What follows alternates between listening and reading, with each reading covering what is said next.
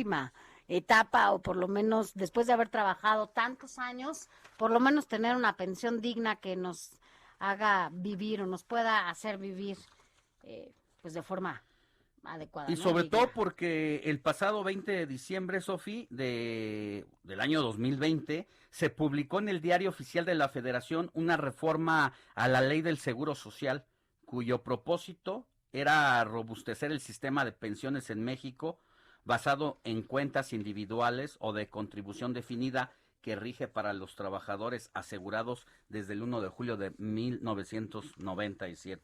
Así es, Alex, y mira, que nos expliquen bien de qué se trata todo este tema. Si usted está ahí, ponga atención porque es importante. Si conoce a alguien que tenga problemas con su pensión, agradecemos que esté con nosotros al experto en temas de pensiones, socio director de asesores patrimoniales, Ricardo Velázquez Luna, porque sin duda hablar de las pensiones con tantas reformas y con tantos cambios que se han llevado a cabo, bueno, pues a veces la gente no tiene claro cuál es la ruta y si efectivamente ya puede pensionarse de acuerdo al número de semanas que tiene. Buenos días.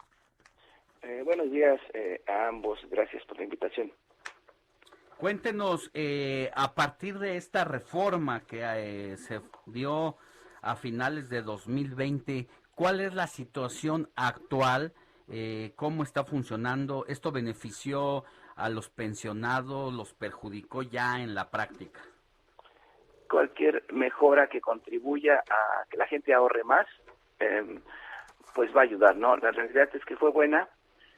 No obstante, es perfectible, ¿no? Todavía es mejorable. Yo te podría decir los puntos buenos es que la gente va a ahorrar de manera indirecta, pero va a ahorrar mucho más, ¿no? Está ahorrando hoy el equivalente al 6.5% de su salario y la propuesta es que suba hasta el 15% ese ahorro.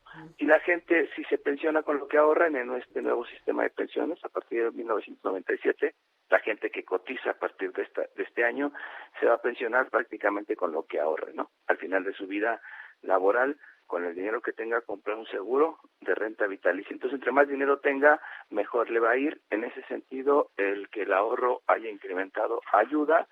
Otro tema importante es que se plantea la reducción de comisiones de parte de las AFORES, eso también va a ayudar. La parte que creo que es mejorable consiste en que este ahorro está 100% a cargo del patrón. El trabajador va a seguir ahorrando lo mismo que ahorraba involuntariamente, en el orden del 1%, y el cargo de excedente del ahorro va a ser con cargo al patrón. Entonces, eso podría tener un efecto negativo, redundar en un incremento de precios o en una disminución del salario. Sin embargo, es bueno de inicio, ¿no? Ahora, entonces, solo para que la gente que nos escucha tenga o recuerde un poquito es, ¿cuántas son las semanas que deben de trabajar para que puedan retirarse? Y con base en esto, ¿hay algún porcentaje que les permita, o sea, si por ejemplo son más de 1,000 semanas las que tienen que trabajar, ¿con cuántas mínimo sí pueden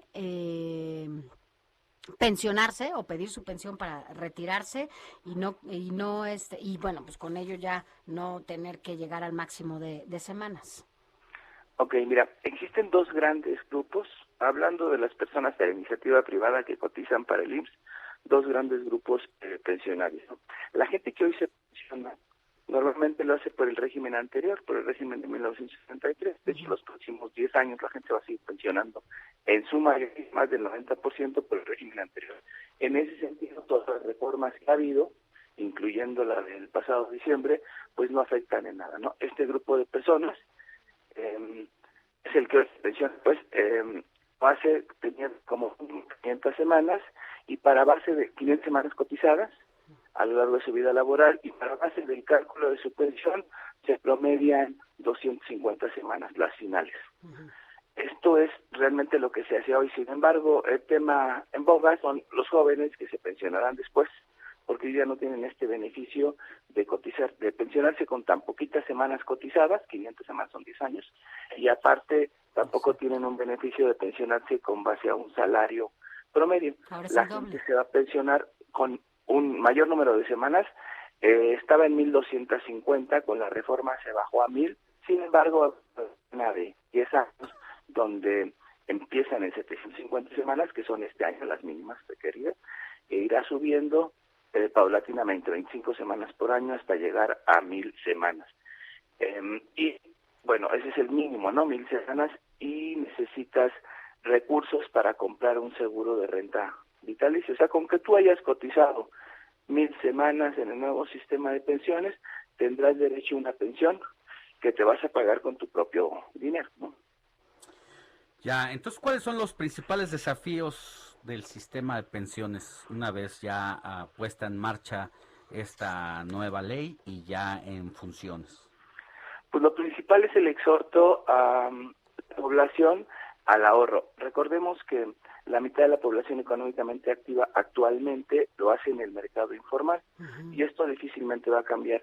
Entonces, la reforma es buena pensando en el utópico caso que la persona empiece a trabajar a la edad normal de trabajo 20 años y que hasta los 65 años coticen con un patrón, pero eso no pasa. Después de los 45 años la gente pierde oportunidades en el mercado laboral, decide emprender o meterse al mercado informal, y ahí es cuando dejan de ahorrar.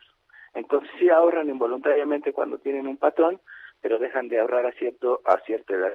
Y la mitad de la población que está en el mercado informal pues no ahorra nada. Entonces hay que hacer un exhorto a ahorrar de manera independiente en cualquier otro instrumento, a lo mejor no necesariamente en las Afores, que no han tenido un buen rendimiento histórico, pero sí tienen que hacerlo de manera independiente. En ese tenor, pues vino bien entonces esta reforma que se hace para la subcontratación por las prestaciones que van a tener, y porque, bueno, entonces habrá más gente que, como dice, de manera involuntaria, pero lo va a tener que hacer, va a poder ahorrar.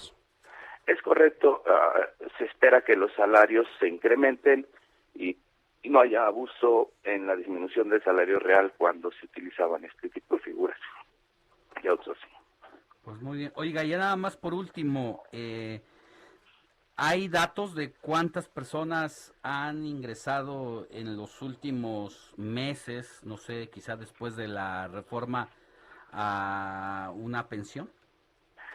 Pues sí, este nuevo sistema de pensiones, que repito, no es el que está en boga. Vaya, la gente que se pensiona tiene 60, 65 años, Sí, nació en los 50, 60, y empezó a cotizar en el 80 o 70 y tantos. Entonces todavía pertenecen al sistema anterior. Es un poco difícil que la gente se pensione por ese sistema. Sin embargo, al primer trimestre de este año, 6.200 personas lo habían hecho por el nuevo sistema, al reducirse a 750 semanas el mínimo.